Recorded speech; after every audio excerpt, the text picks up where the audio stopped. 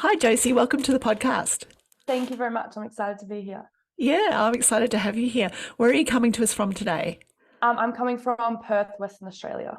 Ah, fantastic. Yes. And congratulations on your recent success in the Capri to Napoli swim. That was absolutely amazing. I bet that was a great experience.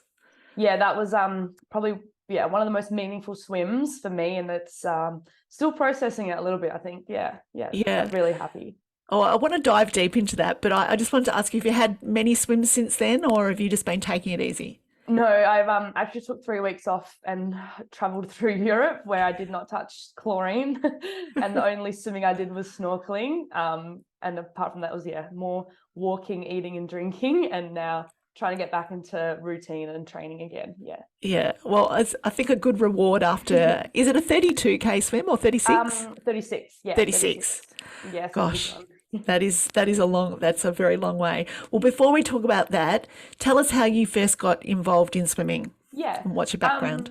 I've swimming household, water baby, kind of one of those people that have started since 6 weeks old in baby lessons. My family, we live near the beach, so we've grown up in that swimming surf club, typical Aussie type kid. I started competitive swimming probably when I was around 8 years old. Kind of haven't stopped since, but a big family type around swimming in open water. So my uncle's a really good long distance open water swimmer. He still swims. My mum still swims. My brother was a good competitive swimmer. So I kind of took those kind of natural steps from squad swimming to being competitive through pool swimming, and then surf club open water. So I've always loved the water. Yeah, absolutely. I mean, it's hard not to love the water growing up in Yeah. Australia, isn't it? Because we're surrounded by it, being an island. Yes, for sure. Yeah. What was Yeah. the transition from pool swimming to open water like? How did you find that? Because it's very different, obviously. Yeah, very different. I think, as I said, the surf club component kind of really pushed me in that direction. I didn't stop pool swimming till around 2016, and I still remember it was enough's enough. I was quite an anxious young swimmer. I'd get quite caught up with results and times, and take it quite emotionally. And I think being stuck inside a chlorine, a lot of the pools in Perth are indoor that we compete in.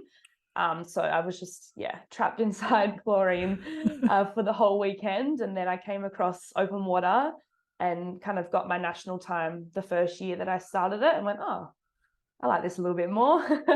My parents were quite stoked as well to kind of leave long weekend competitions and mosey down to the beach for a race. But I think it was more a mental type thing for me.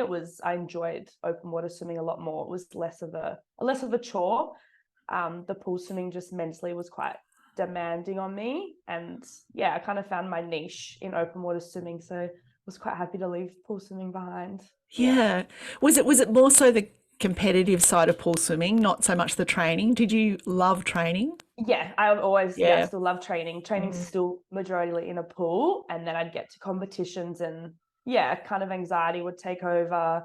I think it was the fact that pool swimming was too short, and it took me a while to understand I'm not a sprinter, so I can't keep up with these other guys in the pool. But I still took it really seriously. So for me, it was quite hard, kind of not getting results that I wanted in the pool. Yeah, that makes sense. And I think a lot of sort of long distance swimmers that I speak to have a similar story and all love training, because I think you've really got to love, putting those kilometers in to do those longer distance swims. Oh, for sure. I've always said, as soon as it becomes a chore, like training, getting up in the morning, and I mean, it's hard. No one loves it, especially at the moment. As soon as it becomes a chore, that's when I'll say enough's enough. But no, I love it. Yeah, I love training. Yeah.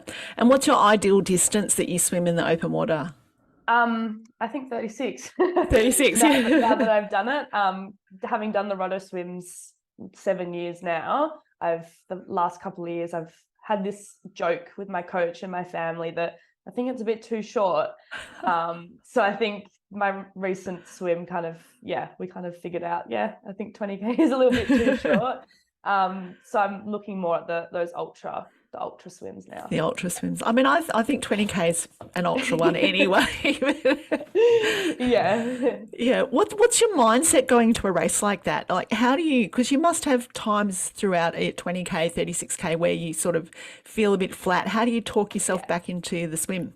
I think you've just got to go back onto those training experiences. I mean, you've done however many months of training and the race is just a couple of hours. That's kind of what I went into Capri thinking was, well, I've done 12 months of really solid training. Now all I've got to do is a day. So it kind of put it into perspective. And I just, if my mind started to drift, I'd really just hone back in on, well, what have I done? What choices have I made in the lead up to this? And kind of take all of that as a positive and to say, well, I've done all this training. I can just keep going. But I always do get quite surprised in long swims because standing back, you probably think, what do you think about for between 4 and 8 hours? But it's amazing how you can just keep thinking about your stroke and each feed as it comes. Yeah. Yeah. And what kind of things do you feed on during a swim that long? I had to tweak it a little bit because during Roto, I eat quite a few solid foods like grapes, bananas. But for the 36, I didn't want to take as many and I kind of wanted to stack up on that storage at the start. So I was doing my feeding plan a couple of weeks before and I went, oh God, this is a bit different, Capri, compared to the Roto swims. I'm in the water for double the amount of time. So I contacted Andy Donaldson, as you know, and as we all know now. Yes. And he kind of gave me his quite strategically planned out. So I feed off that a bit, but it was more solids just to keep that hydration in, because as soon as you come dehydrated, it's game over. So just lots of liquids, and I put in a few solids to get the taste buds going again. Yeah. Yeah. What kind of solids did you use? I used mainly for that swim, grapes and bananas. Yeah. Yes. Yeah, just easy. And do you have many of those gels or do you sort of stick to you do? Yeah, so I put them into my liquids, so I'm not having to mess around and try and get them in. It's just straight into the bottle. Yeah. Yeah. And they throw them out on a rope, is that correct? So my dad was on the boat. So for Capri, my dad was on the boat and he had the long feeding pole. And so he would give it to me off the feeding pole, which was, it was a bit of a flimsy pole. We took a different one over traveling. It was quite a small one, but it extended out. So it was like an old fishing pole. And it was quite funny. My dad trying to maneuver it. But for Roto, it's just given to me from a paddler. Yep. Yeah. And what are the conditions like, the difference between swimming Roto and Capri? They're quite different. I mean, Roto, you get a different experience every year.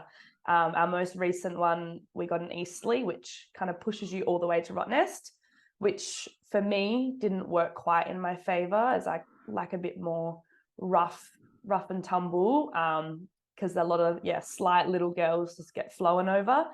But for me, the kind of tougher conditions for Rotos where I've had better swims. Capri was quite different because it was less swelly but more of a current, which I really liked. So for the first bit, I was getting a bit of a push, which you don't really feel like you are because there's not much of a swell, but the current's taking you. And then as I hit 8Ks to go, it switched. So it was kind of, I was going a little bit against the current as you come into Naples, and it becomes a little bit choppier. So that was when the mind played a big role of, we're nearly there, 8Ks to go. When that weather starts to change. So it's different, but because Roto, you get dished up something different each year, I was kind of prepared for anything. Yeah. Yeah. And what's the difference in water temperature between the two swims? This was a big mental kind of hurdle for me going into Capri because I'm not a fan of hot water at all. I would much prefer a cold 18 degrees. And going in, I heard a lot of background noise of it's going to be hot. Outside will be around 35. The water temp will be around 29, 30. So for me, that was the major kind of devil in my head. But when I got there, outside was hot. It was in its mid-30s, but in the water, the actual sea temperature was around 26. Some periods I went in and it was like a half an hour around a 28, 29, which I could handle for half an hour. And then as soon as my mind started to play games, then I would hit a colder patch. So probably back to 25. So it kept changing, which was good. Kind of kept the body moving. But it wasn't as big of a hurdle as what I kind of made up in my head before going in. Yeah. And do you think a swim like that is, I mean, you've done, as you said, you've done all the training, you've done all the work. Do you feel that when you're in the middle of a swim like that, it's your body that you have to fight against, or is it your mind? I think it's your mind still. Yeah. And I said that going into this swimmers, and my coach said as well, physically, we're not going to have any issues. It's how I mentally approach it. And that was the big positive that I think I took away from Capri, was mentally, it was probably my best put together race or swim, because I just kind of took out all outside noise and just focused in on myself. And I stand by, you can only control what you can control. So you can't control what anyone else is doing. You can't control what the water wants to do. You can only control your own mind and your own body. So I think it's definitely mental. Yeah. Yeah. And what do you tell yourself when those little thoughts creep into your head? Yeah, I have a few little phrases. One's RDG, so resilience, determination, grit. And they're kind of little words that I've picked up along my career of things that coaches have either said or I haven't got, which kind of adds to a boost inside of me, because I'm quite competitive. If someone tells me I don't have something, then I'm going to get it. But resilience is the big one that people have always kind of said I've had. So I always play that in my mind. And for this swim, I actually got a lot of my big support people back home. So from friends, family, my training partners, I got them to send in little words or phrases to give to my support crew on my boat. So my dad would spread them out along the swim and would hold up a whiteboard saying, so-and-so says this. And that got me through the swim. It just kind of gave me a little boost. Some of them made me laugh, some made me cry. But it just kind of, helped me to keep going mentally, which I love that. That's really innovative. Had you not seen the messages before? No. So I got them to send them all to my partner, who then sent them to my dad. And he picked out the ones that he thought I needed at certain points.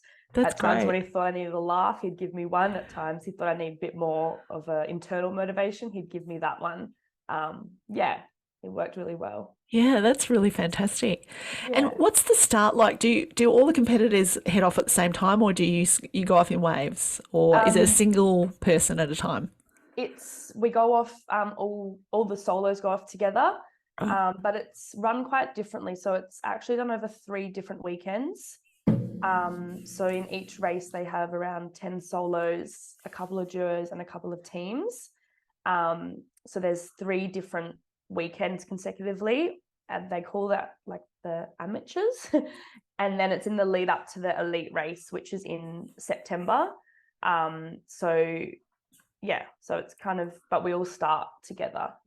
Yeah. So how do all the boats fit into that area? They pick up the support crew before, so off the jetty in Capri, and then they go out about 500 meters out. But because when you start in Capri, it's pretty flat, they can pick you up straight away. Oh, that's good. Yeah, fantastic. And what is and we've touched on a little bit of your training, but what does a training week look like? Well, before Capri, I know you've had some weeks off, but what did that look like? Talk us through that. How often do you swim? How far? Pool, ocean? Give us a bit of a glimpse. Yeah, so typically it's 9 times a week in the pool, and then adding on to that is 2 gym sessions and a land training session as well. So in the pool, we typically hit around between 60 to 70 kilometers. a week, and then in summer we add on an ocean swim as well into that week. So it's quite packed, but it's manageable. I've worked really closely with my coach, my pool coach and my gym coach, to kind of work it so my body's not constantly on the edge of breaking point. And we've learned now that we can do less Ks and get the same outcome, which took my head a little bit to work around because I've come from doing quite big kilometers. But learning that I can get through a week of 60 to 70 and still get the same outcome of doing an 80-kilometer week. Yeah. And you said 2 gym sessions and 1 land session. What do you mean by the land session? So a land session, we kind of just do a little bit of running, core exercises, sometimes some boxing. On other weeks, we just do some stretching and mobility. Yeah. And what does a typical workout look like in the pool? In the pool, it varies. So my coach is really good at varying it, so we can't get quite comfortable in a set. So typically we have a warm up, which is normally quite short for us open water guys, because in open water swimming you don't really get a warm up. It's just go from the start, and then we hit our main sets, which are the bulk. So they take up around 5K of the set, and then a small cool down. And the cool downs are normally pretty small because we don't really like them. We're ready to go home. Is that all freestyle, or do you mix in some other strokes? It's mainly freestyle. Yep. Occasionally we'll do some IM just to get a bit of different kind of aerobic capacity, and then some backstroke for recovery. But I'm not the biggest fan of that at all. I always put my fins on for those. And we do a lot of pool work, which I love. Yeah, open water does a lot of pool work. Yeah. So not much kicking? No, which is good. A little bit. But for myself, I don't use much of a kick in the really long swims, so we prioritize more of the pool. Yeah. So would you sort of settle into a 2-beat kick when you're doing those longer swims? Yeah, definitely. Yeah. And what's your breathing pattern for those? Every 2, breathing to the right. Yeah. So at the end of these big swims, I have a pretty stiff neck. Stiff neck, of course. A bit naughty and don't practice bilateral breathing. Yeah, same. If you don't learn it when you're really little, it's very hard to introduce. I can do it, but it's so uncomfortable. Yeah, it is. It's a lot slower. Yeah. And how often do you sight? You breathe every 2, but every stroke, or? No, I prefer not to sight. So I normally, if I have my paddler in the roto swim, I like to position him where I can see him. Yep. And then say for Capri, it was quite a small boat, so I just positioned them where I could see them to reduce the need for sighting. Yes. Yeah, that's really good. And give us a typical main set. Typical main set. Short rest. Yep. I quite like short rest. The shorter the rest is better for me. Short rest mixed with a little bit of sprint in there, just a change of pace. So just try and get all the body systems working.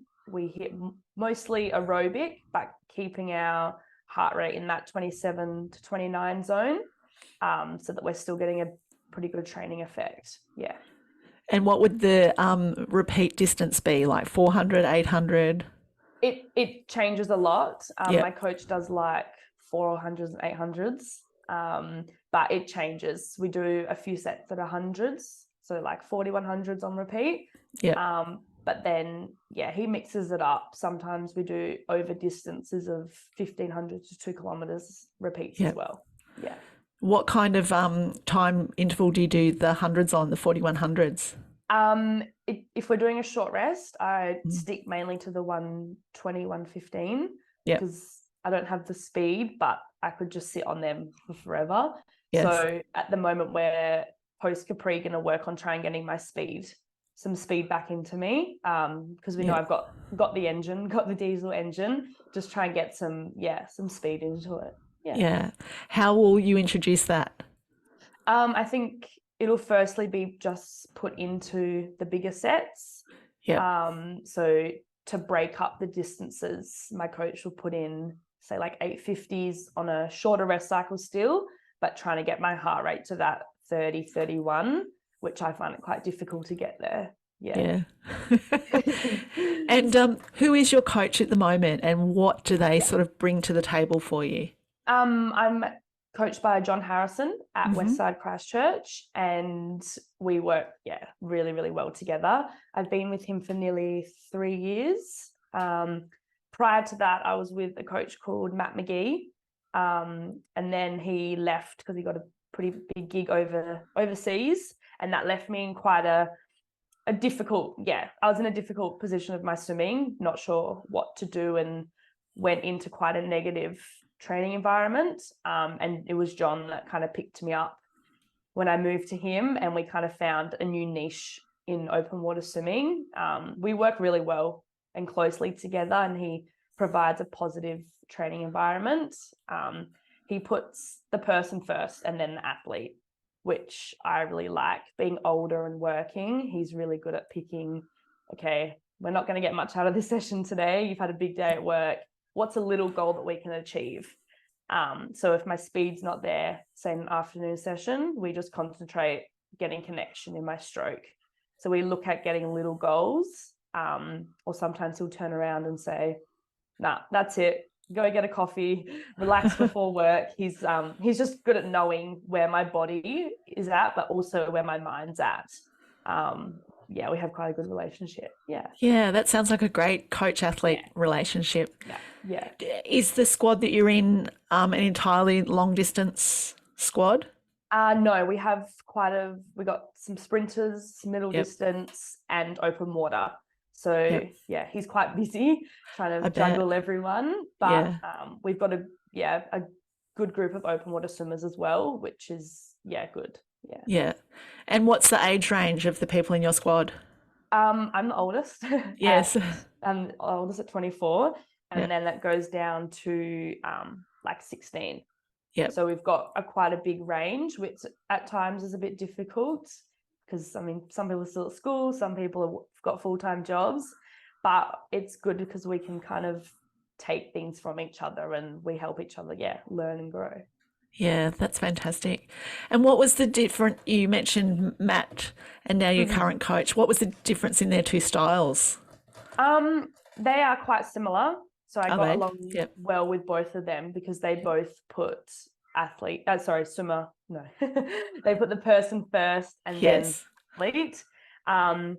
We did a really, really big kind of 3 years with Matt which we still, John agrees with this as well. We built my base, we built my engine that I've still got now. So now with John, I'll work on trying to get speed, but they're probably the two coaches that have kind of given me the most as a swimmer and as a person, that I still take a lot from. Yeah, that sounds really great. And I know you've got a full-time job. What do you do in your work life? I'm an occupational therapist, and I work with little kids. Oh, fantastic. So, so I love it. But it means that life's pretty busy. Working nearly full-time doing that. But I love my job and would not change that. But it gets tough having basically two full-time jobs. Exactly. Yes. And so how do you fit that in with recovery? Because when you're doing 9 sessions a week and 2 gym sessions and a land session and working, where do you fit the recovery in? My weekends. But I actually work 0.8, so 80% of full-time. That's spread over 5 days. So it means that I can come home at about 1-2 o'clock and get myself ready for training in the afternoon most days, and that helps my recovery. But I definitely couldn't do it without support system of my parents and partner and friends, because they're really understanding and they know, like, oh, she can't have a late night, she's got training. And my parents have provided me with a lot to be able to do the things I do. Yeah, that sounds fantastic. How long do you see yourself keeping up that sort of schedule? A while.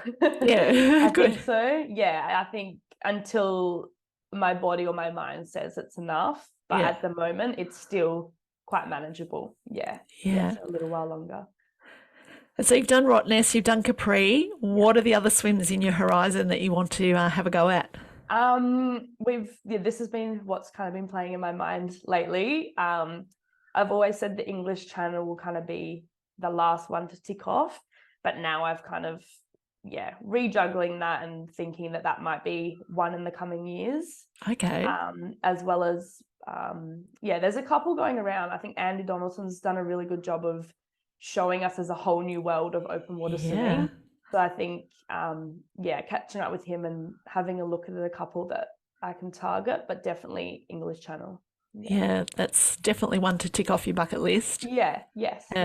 That last one that he did in Japan, that was a tough one. No one else has done that crossing this year. No, they had 12 unsuccessful crossings before him. So that was an amazing achievement for him. Yeah, absolutely. The currents looked absolutely horrific. It pushing looked horrible. him. Yeah. It didn't look nice at all. Yeah. But he did, and he's such a inspiration. Yes. To come back from a couple of years off and kind of rebirth open water swimming. Yeah, absolutely. I think they may need to find a new one to add to the Ocean 7, because it looks like the provider that does the boats there has just said they're not taking any more swimmers. I read the other day. Yes, it seems like it was quite hard for Andy to get into it and actually complete it. So I think they'll have to reconsider that. Yeah. Are there any other swims around Australia that you're interested in doing, open water? Yeah, definitely. The Palm to Shelley Beach one.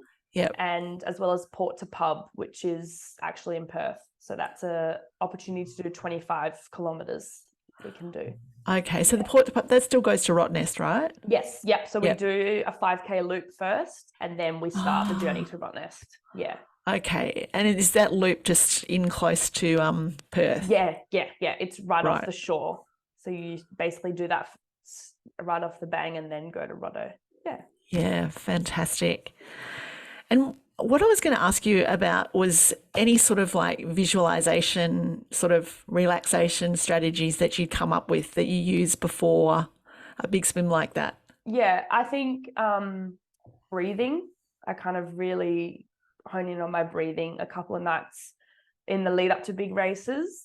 Before I go to bed, I do like mindful breathing to get my body quite relaxed. I do a little bit of yoga as well, which I've learned lots of mindfulness and breathing techniques. I definitely had to use that in the lead up to Capri, because it was my first international swim. So things weren't going as planned, kind of traveling. Going a bit off topic here, but That's fine. we got into Rome and I had all these pools kind of planned out where I could go and train. And I went and asked reception kind of where's the best way to get to the pools. And he was like, oh, you can't. It's like, oh, what do you mean? He said, oh, you can't swim in public pools if you're not Italian, basically, because you need to go through a full medical, have a full membership. And I was like, oh, well, I'm stuck in Rome, landlocked city, no water. It would have been 48 hours since travel as well. So for me, I'm quite OCD when it comes to the week before a race, and everything needs to be perfect. But this latest swim definitely taught me things don't always go to plan. So my partner said, well, we can't change it. So what else can we do? So I did a lot of mobility and a lot of mindfulness, kind of imagining that I was in the water to get that feel. So that was when the mindfulness came in. And then we got to Naples 5 days out of the race, and I was allowed to use the hotel pool, but it was 20 meters long. So it was decent. Yeah. But for me, it wasn't perfect. It wasn't what my coach and I had put together for the week before.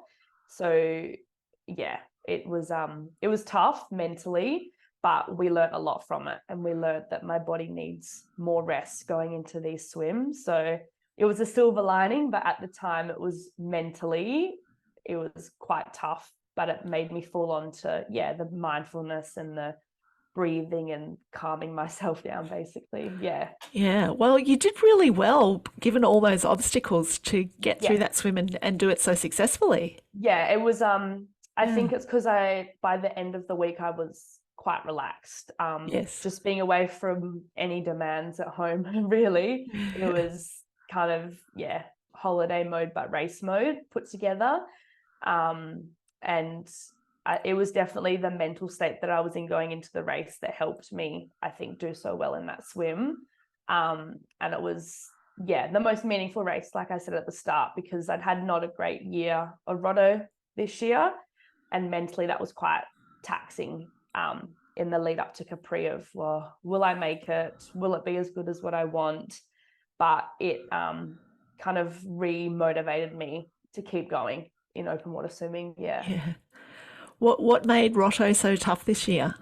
Like I said, the conditions weren't ideal for myself. And the past couple of years having top 3 kind of places, and this year was a 5th. So I'm still so grateful. And I always say the first goal of Roto is to make it. And I did that, but it wasn't the result that I wanted.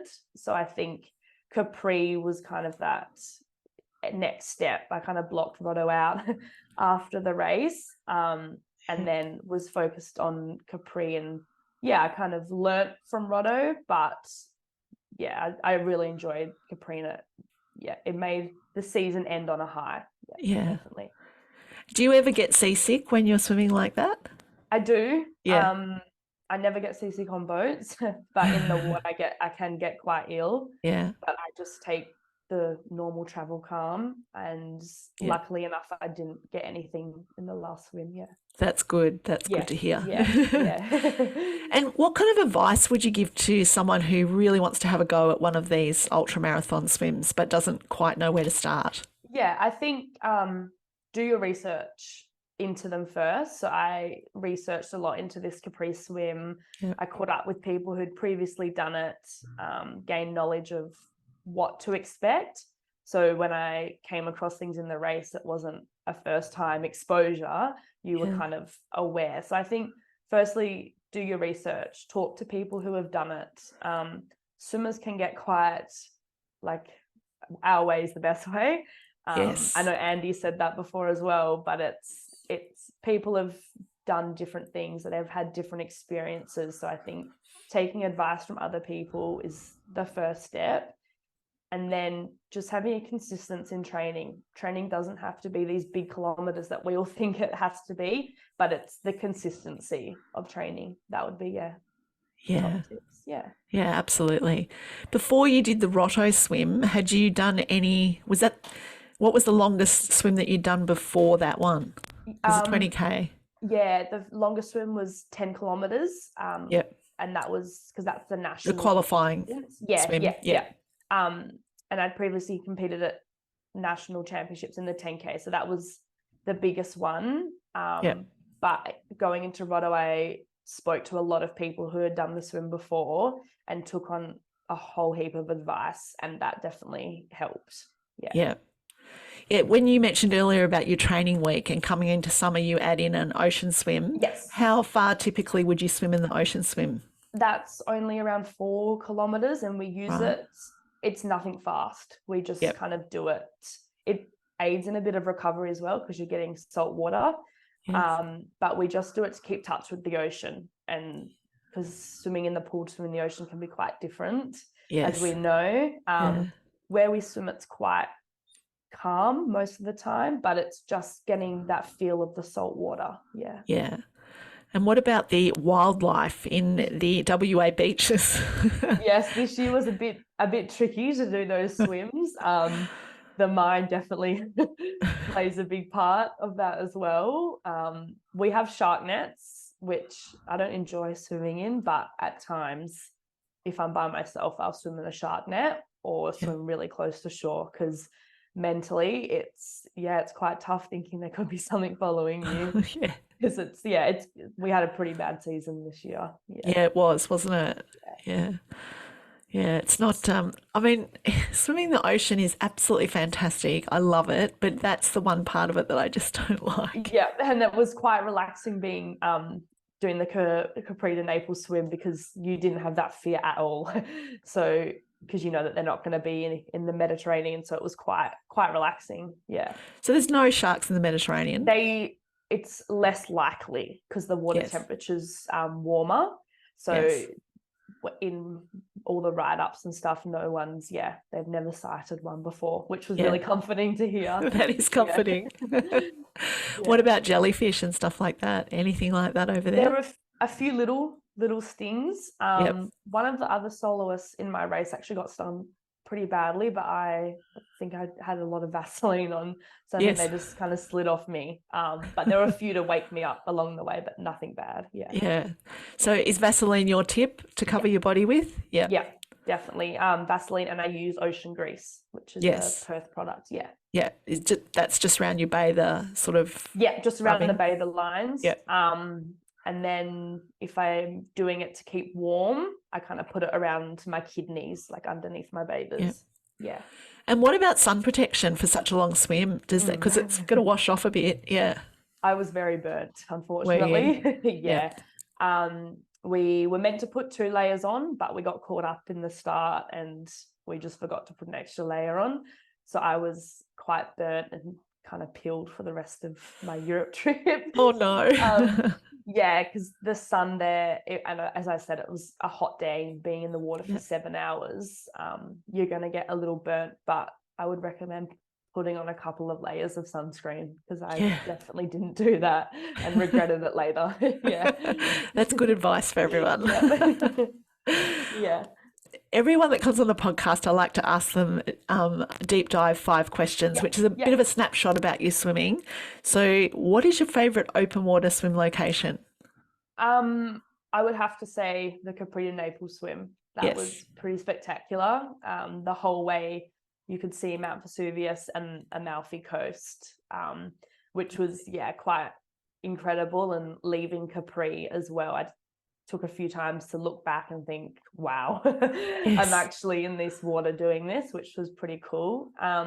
Or where I do my ocean training swims. So in Perth, we've got a little stretch between Cottesloe and North Cottesloe, and it's a lot of reef. So when we're swimming, we kind of see a lot of wildlife, nice wildlife in the reef. So they would be, my main 2 ones. Oh, that sounds beautiful. Yeah. How about your favourite freestyle training drill? Favorite freestyle training drill would be something called Unco. I'm not sure. So it's where you do single arm, but you breathe to the opposite side. I love it because I always work on connection, like through my core and through the cross line of my body. And I find that really hones in and makes you concentrate and use your core stability. So that would be my go-to. Yeah, that's a good one. Do you do one arm for the whole lap, or do you change every few strokes? No, we change every 50. Every 50 you change, Yeah. And is that with fins or not? No. I prefer to do it with fins, but coach doesn't. And what are your favourite goggles for open water swimming? I just use the classic Vorgy goggles. Just the ones I train in are the ones that I will race in. Are they a mirrored goggle? Yeah, mirrored. Yeah, that's essential for open water, isn't it? Yes, definitely. Definitely. And I think we've already covered this. I had this as one of our questions. What type of foods and drinks do you have mid-swim? But you've already told me that. So tell me your pre-race meal that you have the night before. The night before, I have more of a protein diet compared to the classic pasta, like swimmer's diet. So I have a massive piece of steak and sweet potato. Yum. Sounds nice. It's a good one. For sure. And what about your favourite freestyle training set? That's a tough one. Anything with pull in it, I enjoy. And probably longer distances on a short rest cycle, so I can just kind of get into my rhythm. I don't enjoy stopping and taking long rests because I get in and out of my rhythm, which John does a few times to get me out of my comfort zone, but definitely something a bit longer on a shorter rest. And what's your ideal distance on the repeats? I used to like 400, but I think I've done too many of them in my time. I'm now scarred. So I enjoy like 800s. 800s. And how many would you normally do? In the this one of the sets that John enjoys is 6 800s. Right. So he varies that. Sometimes it's a pull set, sometimes it's a pace set. But yeah. He enjoys it, but do you enjoy it? I do, yeah. I enjoy it when it's the pull set as opposed to the pace set. Yeah, for sure. Yeah. Well, Josie, thank you so much for joining us on the podcast today. It's been lovely catching up with you and hearing all about your ultra marathon swimming. Thank you so much. Yeah, I've really enjoyed it. Yeah, fantastic. Well, take care, and we'll be watching out for your next open water, hopefully English Channel very soon. Thank you very much. Okay, bye. Bye.